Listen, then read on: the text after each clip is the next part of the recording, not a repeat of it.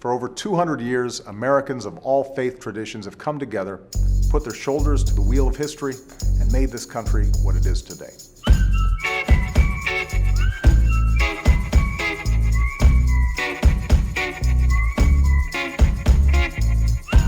I know that an act of service can unite people of all faiths, or even no faith, around a common purpose of helping those in need. I wanted love, I needed love, most of all. Someone said true love was dead, and I found a... That's why, through the White House Office of Faith-Based and Neighborhood Partnerships, we're launching the President's Interfaith Service Challenge for college campuses and the neighborhoods that surround them. Yeah. Take my badge, but my But one thing's clear. While we may not all believe the same things, and we don't have to, we can certainly agree that together we can make a difference. on your reins, you're running wild, it's true. The excitement and the need for it, it made us know that what we thought was a great need here in our Upper Cumberland community really is. As the director of United Way, United Way does a lot of touching on most of the current events, volunteer events, disaster events that go on in a community, and we just felt like it would be a perfect tie-in. We work very closely with Tech because of the volunteer aspect of the Service Learning Center. It's kind of been a blend of tying people's faith and their willingness to serve together with this need in the community of an interactive searchable database where people can go and find the services that they need as well as be able to give help. The biggest need in the Upper Cumberland region is not a specific service. We've got all kinds of services and programs to help people and to get help here. What we needed was a centralized location, and that's what Help First started. And I think anybody from your age up to my age can recognize that if you have one centralized location for everybody to put resources in or take resources out from, it helps everyone.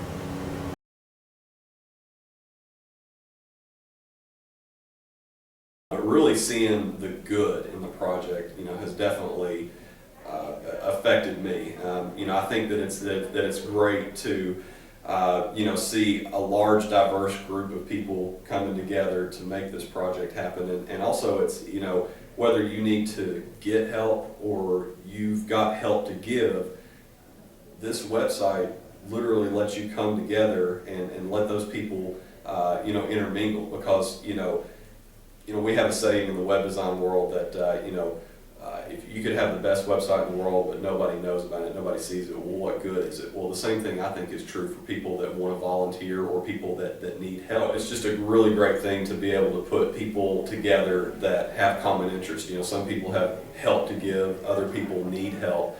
Well, this website, really creates a common communication tool where these people can come together.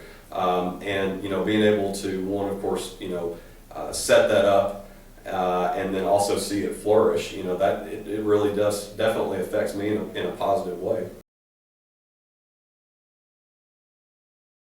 Our kickoff event this year for the Interfaith Service at Tech initiative was Mix It Up at Lunch Day. Mix It Up at Lunch Day is a project of the Teaching Tolerance Unit of the Southern Poverty Law Center. And we've done this on campus for several years, and we've always had a different theme. And this year we brought an interfaith theme to Mix It Up at Lunch Day.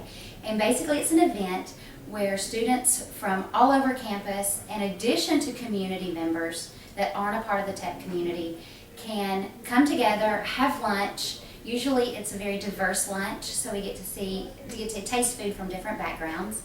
And they come together and talk to people that maybe they wouldn't otherwise talk to. And to see 400 students in one room that may not ever be in the same room again as part of this initiative has been just huge for me. This is exciting for me.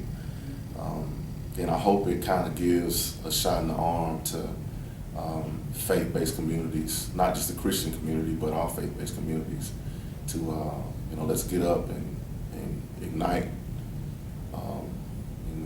improve and do more than what we're doing now. We love young people like yourselves reaching in and going, why are you trying to do it that way? Why don't we try this? I love fresh ideas. Not everybody's open to it. We are. You know, we see it grow, and we've seen it go in directions we probably didn't think it would, and parts have not caught on that we think would. We had thought it would go one direction, and it's really not.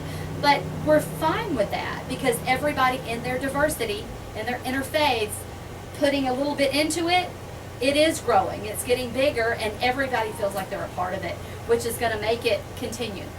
For me, the biggest impact has been seeing all the different students come together. They come from different backgrounds, whether it's racial backgrounds, ethnic backgrounds, socioeconomic backgrounds, and this year we brought faith, a diversity of faith backgrounds.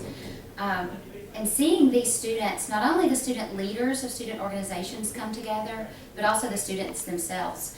I mean, in events where we'd have 300 to 400 students come and sit and get to know people that are unlike themselves and learn that really we all put our pants on one leg at a time has been the biggest thing for me. And the diversity of it all. I think the diversity is what first, when we sat down and started talking about the interfaith, we thought, you know, diversity, everybody needs help sometimes, and most people want to give help sometimes. It's a diverse concept. One of the things that I first noticed when I got to Tennessee is that Tennessee is what people call the Bible Belt.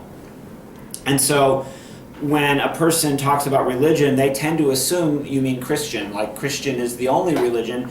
And when they talk about a person being of a different religion, they mean, oh, you're a Baptist, oh, I'm a Methodist. And they'll talk about the different denominations of Christianity as though that they were different religions. And so a lot of times when people think about interfaith, they might mean a Catholic or something, whereas a Catholic is still a Christian. And so I feel like for those of us who are Christians and we live in the Bible Belt, I think we have a lot of responsibility to be aware of the other religions, such as in our tradition, the Abrahamic tradition, there's Judaism and Islam, and we all kind of come from a common root, and we're monotheists, which means we believe in one God.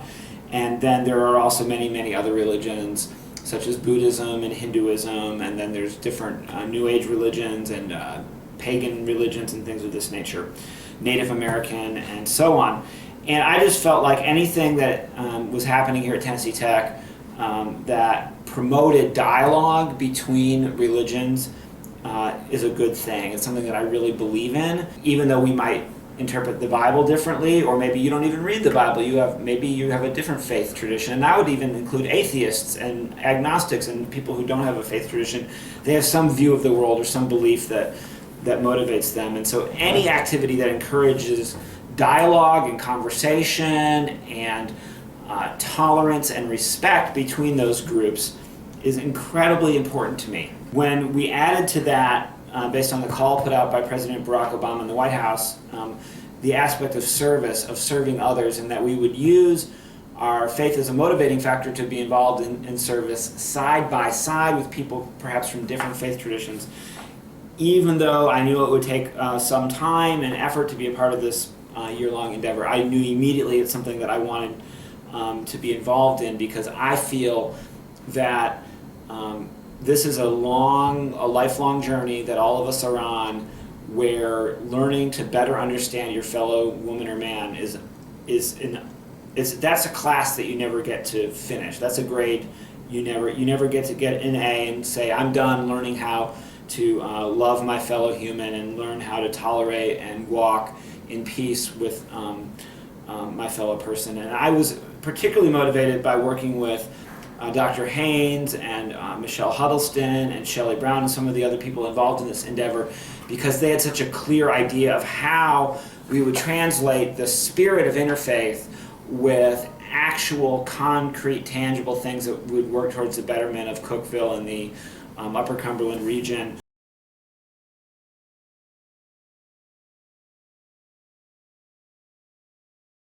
Due to all the students that are getting involved in the project, the Help First website, we've had a lot of response from the community. We've probably gained 60 to 70 community partners that are now using the website, because our students are getting together and making these phone calls and giving them the opportunity to be involved. And so the community is very supportive of this project and the Help First website. We have lots of different types of organizations on this campus. We have religious organizations, honorary organizations, Greek organizations, I could go on and on. But the common thread that binds them is service. They all do some type of service, and it only makes sense to combine that together for a common effort.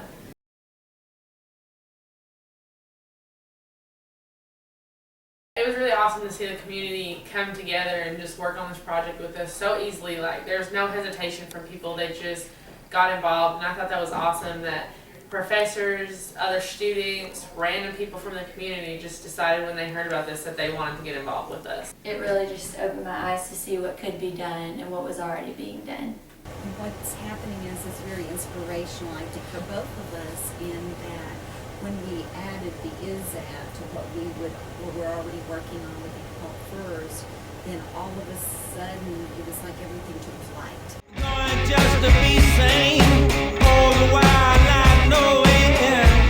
Such a shame. I don't need to get steady. I know just how I feel. Telling you to be ready. I know that as we go forward, it's going to take all of us, Christian and Jew, Hindu and Muslim, believer and non-believer, to meet the challenges of the 21st century.